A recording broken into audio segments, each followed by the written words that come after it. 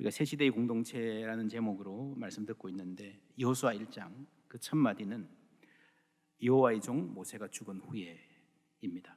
그때 그 후계자 여호수아에게 하나님 하시는 말씀입니다. 2절 함께 읽습니다. 내 종 모세가 죽었으니 이제 너는 이 모든 백성과 더불어 일어나 이 요단을 건너 내가 그들 곧 이스라엘 자손에게 주는 그 땅으로 가라.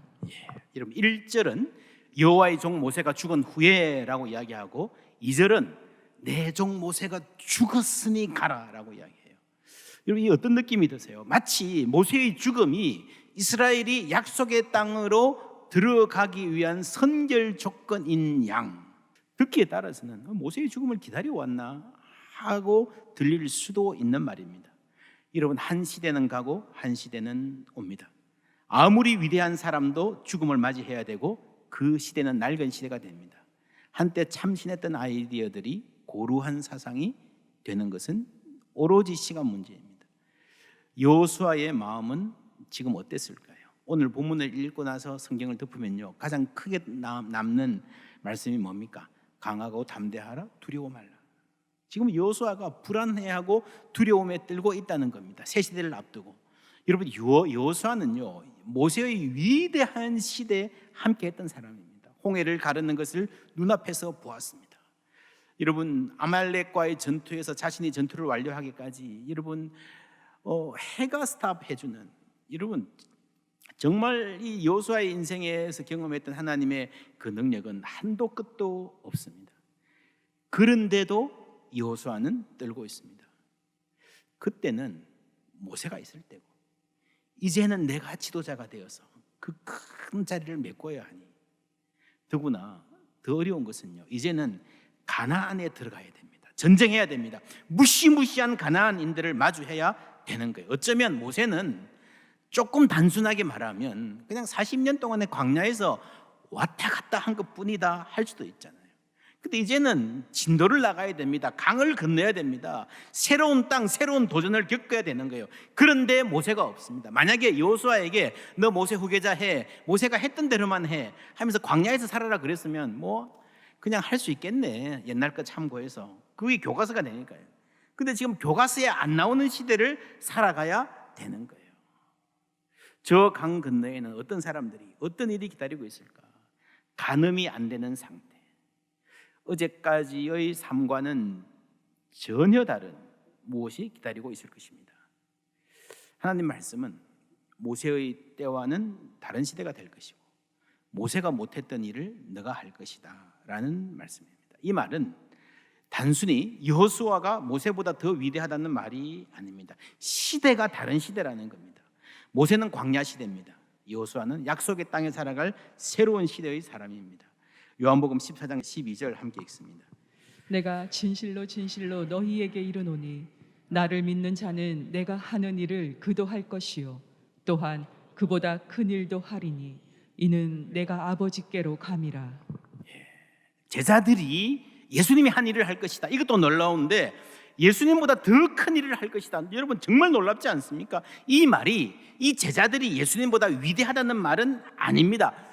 그런데 어떻게 더 큰 일을 할 것인가? 이는 내가 아버지께로 감이라. 이 말은요, 예수님의 십자가와 부활 승천 이후에 완전히 새로운 시대가 시작될 거라는 말입니다.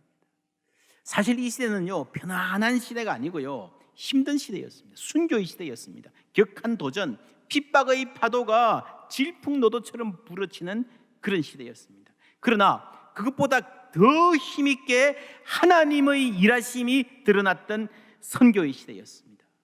사도행전 12장에 보면요, 이런 장면이 나옵니다. 베드로가 옥에 갇혔습니다. 내일이면 끌려나가 처형되어야 되는데 깊이 잡니다. 밤에 천사가 나타나서 옥중에 빛이 비치고 베드로 자는 옆구리를 쳐서 일어나라. 그 순간에 쇠사슬이 벗어집니다. 신을 신으라, 옷 입어라, 따라오라 해서 하나하나 그냥 따라가는데요, 이때까지 베드로는 정신 못 차리고 있습니다. 경비초소 하나 지나고 둘 지나고 나니까 시내로 가는 문이 열리고, 그리고 나서 한 블락을 같이 가고 나서 천사가 그 곁을 떠납니다. 그 다음 장면 함께 읽습니다. 이에 베드로가 정신이 들어 이르되 내가 이제야 참으로 주께서 그의 천사를 보내어 나를 헤롯의 손과 유대 백성의 모든 기대에서 벗어나게 하신 줄 알겠노라 하여. 예. 이제야 알겠노라. 여러분 참 웃기지 않습니까? 굉장히 재밌는 코미디 같은 장면입니다. 신발 신고 옷 입고 따라와 놓고 문 열리는 거 다 봐놓고 이제야 그 의미를 알겠다라는 겁니다. 이 장면은, 이 구절은 사도행전 전체의 구도를 하나로 압축한 상징적인 장면입니다. 베드로가요 고넬료 집에, 이방인 집에 전도하러 갔을 때에 이거 들어가도 되나? 어정쩡한 마음으로 들어갔어요. 들어가니까 사람들이 모여 있어요. 설교해달라 그래요. 해도 되나? 했어요. 하고 나니까 마지막에 사람들의 은혜 받고 성령 충만한 것을 보게 됩니다. 여러분 그 먼 길을 가면서도, 그 집에 들어가면서도, 신방 가면서도, 심지어 설교를 하면서도요, 이게 뭔 일인지를 몰랐어요.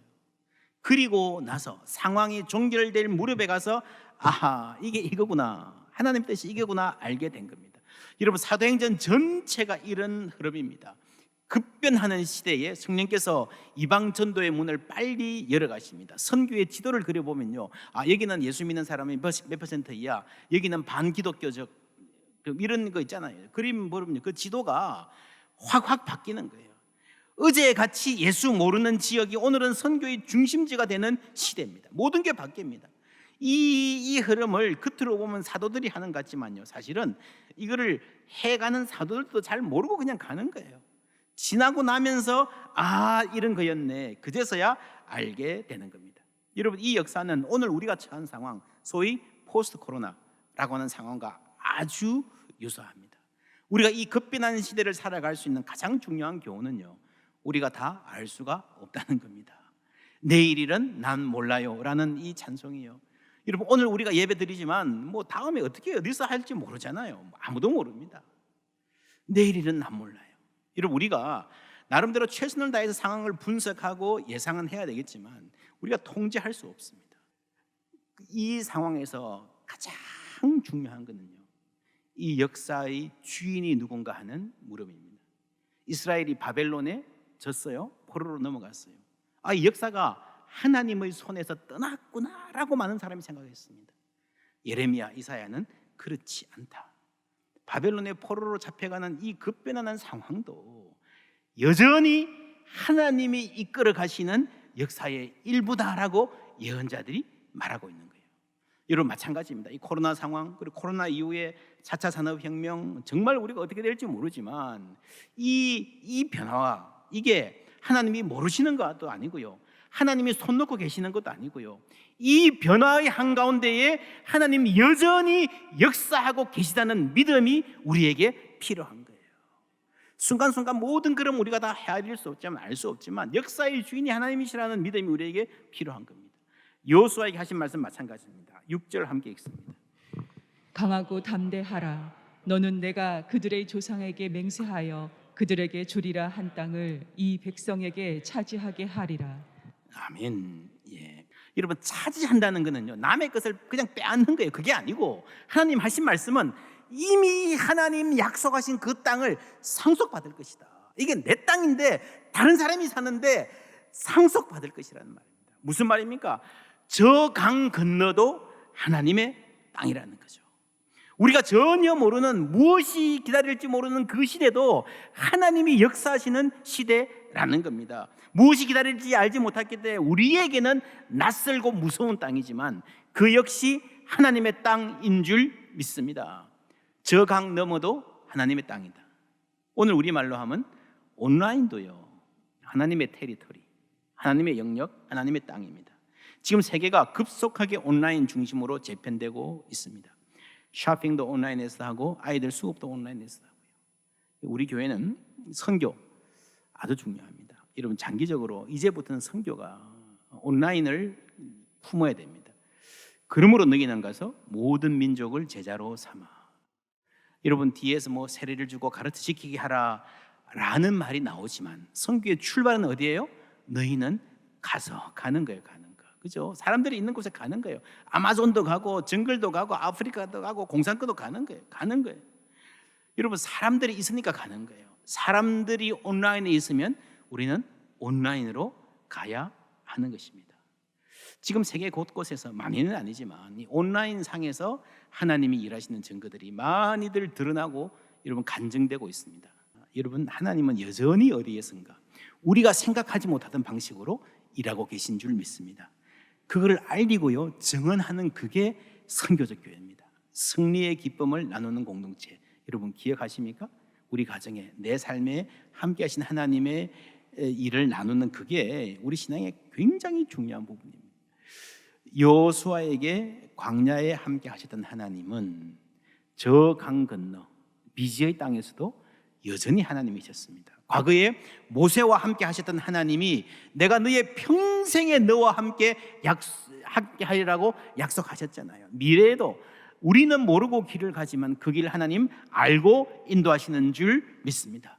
우리 포항제일교회 116년의 역사 속에 함께 하셨던 하나님, 앞으로도 여전히 우리 앞장서서 이끌고 가실 줄 믿습니다.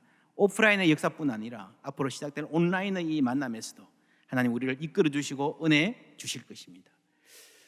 그리고 더 중요한 것은요, 방법이 다양화될수록 우리가 많은 방법들을 지금 시도하고 있습니다. 우리의 신앙의 중심은 더 단단해져야 합니다. 1장 7절 함께 읽습니다. 오직 강하고 극히 담대하여 나의 종 모세가 내게 명령한 그 율법을 다 지켜 행하고 우로나 좌로나 치우치지 말라. 그리하면 어디로 가든지 형통하리니 이 율법책을 내 입에서 떠나지 말게 하며 주야로 그것을 묵상하여 그 안에 기록된 대로 다 지켜 행하라. 그리하면 내 길이 평탄하게 될 것이며 내가 형통하리라. 아멘. 어디로 가든지 형통할 것이다. 하나님의 약속입니다. 우리 찬송하잖아요. 무슨 일을 만나든지 만사형통하리라. 할렐루야. 그 무슨 일 할 때 우리의 무슨 일은요 작아요. 그냥 겨우 우리가 생각하는 그 정도 일어나도 하나님 함께 하시겠지 하다가 우리 생각을 벗어나면 두려워 떱니다. 그렇죠? 여호수아가 그랬습니다. 여러분, 우리의 생각 자체가 너무 작기 때문에, 과거의 경험에 고정되어 있기 때문에 하나님이 우리가 전혀 모르는 상황에서도 우리를 인도하시고 형통하게 하실 것이라는 것을 우리가 믿기 힘듭니다. 글자 그대로, 여러분 다른 메시지가 아니에요. 우리가 계속해서 불러왔던 찬송, 그 말씀, 무슨 일을 만나든지 만사형통하리라, 그 하나님만 믿으면요 미래에도 여전히 우리는 하나님 안에서 하나님 영광 돌리고 살 수 있을 줄 믿습니다. 무슨 일을 만나든지 어디로 가든지 형통할 것이다. 우리 길을 하나님 평탄하게 하시고 여러분 자녀의 삶을 형통하게 하실 줄 믿습니다. 여기에 조건이 있어요. 뭡니까? 율법책을 주야로 묵상하라. 입에서 떠나지 말게 하라. 주야로 무슨 말입니까? 언제나 항상이란 말이죠. 특별한 시간에 교회에 몸으로 올 때만이 아니라 평소의 일상 속에서 함께 말씀을 붙들고 살아가는 겁니다. 여러분, 앞으로 우리 시대에 교회의 중요한 가치는요 일상의 신앙입니다. 습관이 영성입니다. 말씀 함께 읽습니다. 너희 몸을 하나님이 기뻐하시는 거룩한 산 제물로 드리라. 일상의 신앙입니다. 여러분, 우리가 온라인 사역, 이 비대면 시대에 잘 모이지 못하는, 이전에 하던 거 잘 못하는 손해가 있었음에도 불구하고 우리 교회는 매일 생활 속에서 말씀 읽고 생활 속에서 기도하는 일에 최선을 다했습니다. 눈에 보이는 줄기, 가지가 아니라 보이지 아니하는 뿌리를 깊게 하는 과정인 줄 믿습니다. 이 시간들을 통해서 우리 신앙의 나무가 튼튼해질 뿐 아니라 미래에 풍성한 열매를 맺을 준비를 하는 더욱 복된 시간이라고 저는 믿습니다. 시편 1편 말씀 함께 읽습니다. 복 있는 사람은 여호와의 율법을 즐거워하여 그의 율법을 주야로 묵상하는도다. 그는 시냇가에 심은 나무가 철을 따라 열매를 맺으며 그 잎사귀가 마르지 아니함 같으니 그가 하는 모든 일이 다 형통하리로다. 아멘. 모든 일이 다 형통하리로다. 누가? 그 율법을 주야로 묵상하는 사람. 그 율법을 주야로 묵상하면 형통할 것이다. 이 말은요 놀랍게도 여호수아 1장의 말씀하고 똑같잖아요. 똑같은 주제를 말합니다. 여러분, 이게 우연이 아니에요. 여호수아 1장은요 여호수아에서 시작해서 여러분 에스라, 느헤미야, 에스더에 이르는 역사서의 최고 첫 장입니다. 굉장히 중요한 장이에요. 새로운 출발에 있어서. 그렇죠? 시편은 150편에 이르는 이 방대한 시편을 맨 처음 시작하는 이 말씀과 여호수아의 1장의 말씀과 시편의 1장의 말씀이 똑같은 주제다. 여호와의 율법을 주야로 묵상하면 형통할 것이다. 이런 우리가 새로운 시대를 앞두고 새로운 출발을 하면서 새기고 또 새겨야 할 말씀인 줄 믿습니다. 여러분, 여호수아는요 전쟁터의 사람입니다. 여호수아의 주일은 전쟁하는 거예요. 장군이에요. 전사예요. 상식적으로 생각하면 여러분 뭘 당부할 것 같습니까? 병기를 확보하라, 칼을 붙잡아라, 창서는 훈련을 잘하라, 여러분 무예를 익혀라, 그럴 것 같지 않습니까? 그런데 하나님은요 책을 말씀하십니다. 칼과 창의 세계에서, 칼과 창이 부딪히고 난무하는 이 폭력의 세계에서 하나님은 뭘 붙잡으라 그러세요? 책을 붙잡으라 말씀하세요. 여러분 얼마나 놀라운 일입니까? 이거 자체가 여러분 세계 역사에서 얼마나 예외적이고 놀라운. 그래서 여러분 이 유대교와 기독교는, 유대 기독교 전통은요 출발부터 아주 고상한 종교예요. 그렇지 않습니까? 칼과 총이면 다다 하는 이 세상에서 너희들은 그것보다 더 먼저 책을 붙잡으라는 거예요. 여러분 지금 시대는 너무 빨리 변해가니까요 소위 기능적 지식이 주도해 가는 것 같습니다. IT, 재능 이런 거 물론 필요합니다. 좋습니다. 그러나 여러분 그럴수록요 우리에게 필요한 것은 인간을 인간답게 하는 지식, 인생의 근원적인 의미를 묻는 지식, 삶의 의미와 방향을 결정하는 지식인 줄 믿습니다.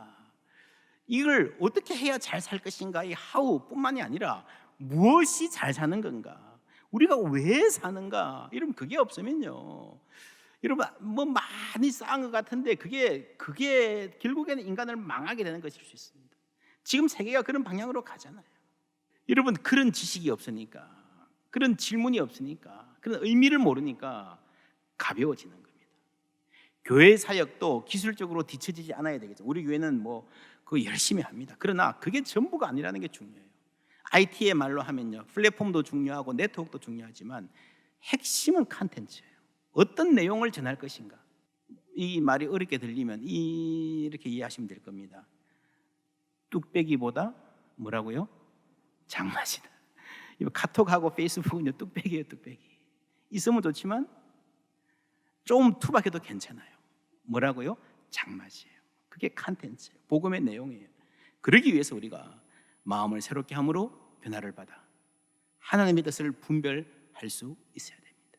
성경은 우리에게 이런 변화하는 시대일수록 깊이 있는 통찰과 진득한 무게를 갖춘 사람이 되라는 요구를 하십니다. 한국교회의 문제, 분별력이 없어서 문제다 그랬습니다. 그 결과 한쪽으로 치우쳐요. 우르나 자로나 치우치지 말라 하셨는데 여러분 왜 치우칩니까? 사람들이 왜 치우칩니까? 무게가 없어서 그래요. 악인은 그렇지 않으며 뭐와 같도다? 바람에 나는 겨와 같도다 그랬어요. 바람에 나는 겨와 같도다. 하나님의 사람은 여호와의 율법을 즐거워하여 주야로 묵상하는 사람입니다. 악인의 특징은요 가벼움입니다. 우로나 좌로나 왔다 갔다 치우치는 사람, 바람이 부는 대로 사람들 가는 대로 이리 쏠리고 저리 몰리고 하는 사람, 뭘 잘 모르면서 목소리부터 높이는 사람, 가벼운 사람이 악인의 특징입니다. 쉽게 판단하고 쉽게 충고하는 사람, 남의 입장을 제대로 헤아려 보기 전에 비난부터 하는 사람, 좀 잘 될 때는 의기양양했다가 한두 번 실패하면 낭망해서 정신을 못 차리는 사람, 쉽게 끓고 쉽게 식는 사람. 이 모든 특징은 바람에 나는 겨, 가벼움으로 요약될 수 있습니다.